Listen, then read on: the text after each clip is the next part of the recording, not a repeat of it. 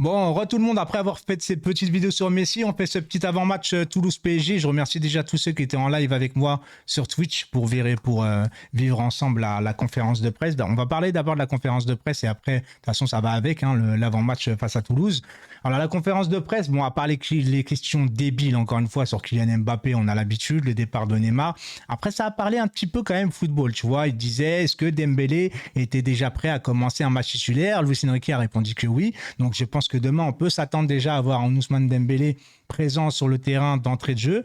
Il n'y a pas eu de questions sur Kanguilny au milieu de terrain. Je trouve ça un peu dommage parce que moi, je le vois vraiment Kanguilny au milieu de terrain. J'en parlais déjà depuis pas mal de temps en live et en vidéo par rapport que Kanguilny au même registre que Di Maria au Real en milieu relayeur, ça serait vraiment très bien. Tu as besoin d'un mec capable de monter avec la balle, être technique, être un peu vif, svelte, etc. et puis servir tes attaquants.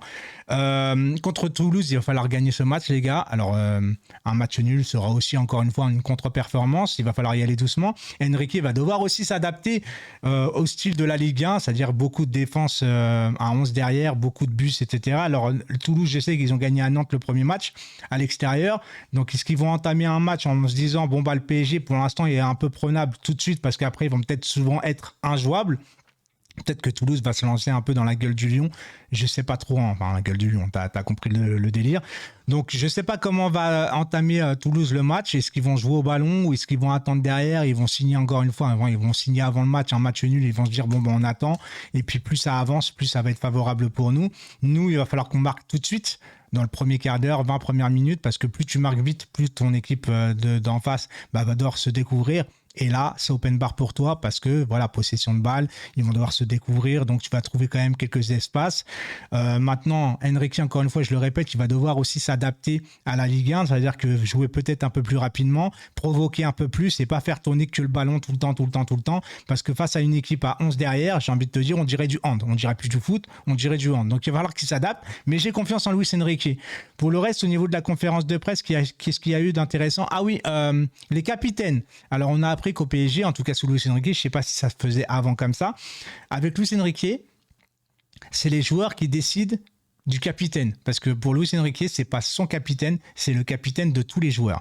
Et je pense que c'est une très bonne idée en vérité, même si Luis Enrique, ça sert à rien qu'il choisisse son capitaine si les joueurs ne se sentent pas représentés par lui en vérité. Et ça, c'est une très bonne idée parce qu'au moins les joueurs vont voter exactement par quel joueur ils aimeraient être un peu représentés. Et je trouve pas ça une mauvaise idée, justement, je trouve ça même très intelligent. Alors je sais pas si ça se faisait avant au PSG ou si c'est depuis l'ère de Luis Enrique, mais en tout cas, de ce que j'ai appris, c'était 4. Il y avait 4 nommés. En fait, c'était comme si tu es en classe, conseil de classe, et tu votais pour les délégués. Voilà, c'est un peu le même principe en vérité. Je pense que c'est un vote anonyme et puis voilà, les gens ils se disent bon bah j'aimerais être représenté par lui. Donc vraisemblablement, je pense qu'on va continuer à se retrouver avec un Marquinhos, Danilo, Verratti, Mbappé. Voilà, après l'ordre, j'en sais rien, mais je pense que les 4 capitaines, c'est cela. Après, peut-être que je me trompe, j'en sais rien, mais on verra qui a voté quoi, qui a voté pour qui. Enfin, peut-être que Luis Enrique va bientôt dire en une prochaine conférence de presse, je pense pas qu'il le dira demain, mais qui aurait été désigné capitaine officiellement. Voilà. Pour Toulouse, je le répète encore une fois, il va falloir essayer de prendre les 3 points parce qu'après, t'enchaînes Lens, Lens, Lyon, t'enchaînes Marseille, t'enchaînes Nice, après dans le désordre, non, je sais pas réellement quel est l'ordre, etc. Je sais que Marseille c'est le 24 septembre, on retient toutes ces dates, c'est normal, c'est la rivalité, etc. Mais t'enchaînes pas mal de matchs à haute intensité avec, alors je vais pas dire que ce sont des gros, mais ce sont des gros quand même de Ligue 1. Voilà, tout simplement. C'est des équipes où on va avoir du mal, hein, forcément, dans l'adversité, etc. Donc, il va falloir être prêt très rapidement parce que je vous rappelle aussi que dans un mois, il y a cette fameuse Ligue des Champions qui va commencer à arriver très, très vite. Donc, il va falloir être prêt. L'équipe type, alors quelle équipe je vois? Moi, je vois du Donnarumma dans les buts, bien évidemment. À gauche, je vois du Lucas Hernandez. À droite, du Hakimi. Et dans l'axe, alors écoute, beaucoup me disent que souvent ils veulent voir du Danilo Skriniar. Moi, je suis pas forcément d'accord, même si j'ai trouvé un très très bon Danilo. Un Skriniar, t'en as besoin. Hein, ça, c'est pour moi limite le Skriniar, c'est le premier à noter en tant que titulaire dans ta défense. Malgré tout, Skriniar, Danilo, ça va quand tu as la possession de balle et que tu joues une équipe qui joue à 11 derrière.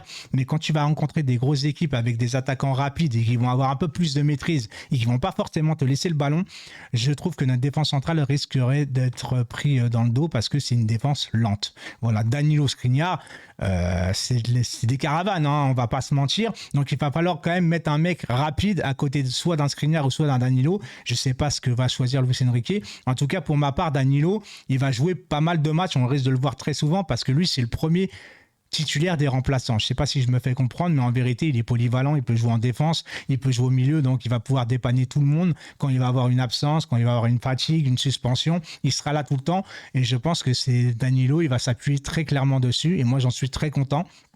Parce que Danilo, on adore tous. Alors, c'est peut-être pas le meilleur, mais en tout cas, c'est le plus fiable, en vérité. Et c'est très important pour Luis Enrique, la fiabilité. Je le répète sans cesse. Des fois, il vaut mieux peut-être avoir des joueurs peut-être un peu moins forts, mais plus fiables. Parce qu'un joueur qui est fort, qui ne joue jamais, encore une fois, je le répète, ça ne sert pas à grand-chose. Malgré que les gens veulent s'accrocher à un mec qui joue 35, 40, 45% des matchs, ça ne sert à rien.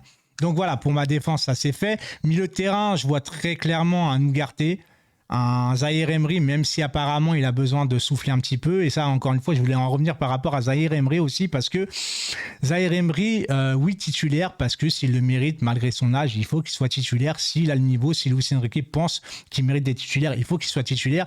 Malgré tout, j'espère et qu'on ne fera pas cette erreur de se reposer sur un jeune de 17 ans. Pour moi, il doit évoluer au Paris Saint-Germain, il doit être titulaire s'il a le niveau, mais on doit pas, ça doit pas être notre pièce maîtresse, parce que ça serait abusé de faire porter le PSG sur ses épaules à 17 ans. Pour moi, ça serait pas normal. Malgré tout, derrière, à côté, est-ce qu'il a des cadres pour progresser? Tu as un Verratti, mais est-ce qu'il va être là? Est-ce qu'il va partir dans les derniers jours du mercato? Ça, j'ai un peu de mal à me dire que tu vas laisser ton meilleur milieu de terrain partir, mais en même temps, comme il joue pas beaucoup, et puis comme il n'a pas beaucoup joué non plus, je sais pas où on va aller avec ce milieu de terrain. Donc, pour ma part, Ugarte, Zahir Emery, et si Verratti n'est pas là, Canguigny au milieu de terrain, je trouve quand même que ça a de la gueule. Alors je dis pas que ça va être un truc de malade et peut-être que ça va fonctionner au fil du temps, mais en tout cas Ugarte, Zahir Emery et Canguigny, je trouve très équilibré. T'en as un qui est vraiment défensivement, qui est là pour casser des lignes. Zahir Emery qui est un peu limite box-to-box en vérité et qui est très en forme et qui est très solide sur ses appuis. Donc il est là aussi pour défendre. Et un Canguigny qui est là aussi au premier pressing. Je vous rappelle que Canguigny est un acharné du pressing. Donc c'est aussi très très bien. Et puis lui, il est capable de changer le cours d'un match, de changer un peu de vitesse de jeu, etc. De changer de rythme pour servir tes attaquants. Donc moi je trouve que c'est un milieu très complémentaire. Et j'adorerais voir ce milieu. Maintenant, est-ce que ça va être ce milieu-là, que ce soit demain ou dans l'avenir? On verra bien. Et puis devant, je pense que Gonzalo Ramos, ça sera titulaire. Dembélé, vraisemblablement, qui va démarrer.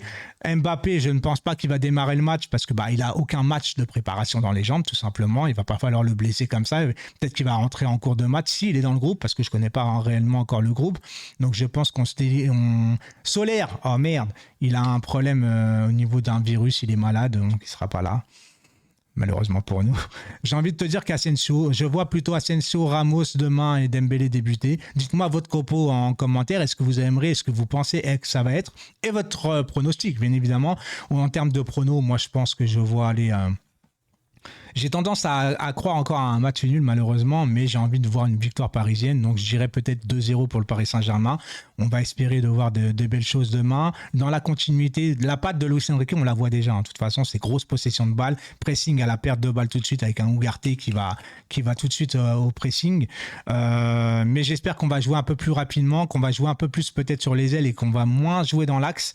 C'est un peu mes attentes et surtout, j'attends une victoire tout simplement, qu'on fasse notre première victoire en championnat directement, qu'on se retrouve à 4 points, ça serait déjà pas mal. Surtout que je le répète encore une fois, il y a de grosses échéances pour les matchs à venir, donc ça serait bien de tout de suite prendre des points. Ciao tout le monde et allez Paris.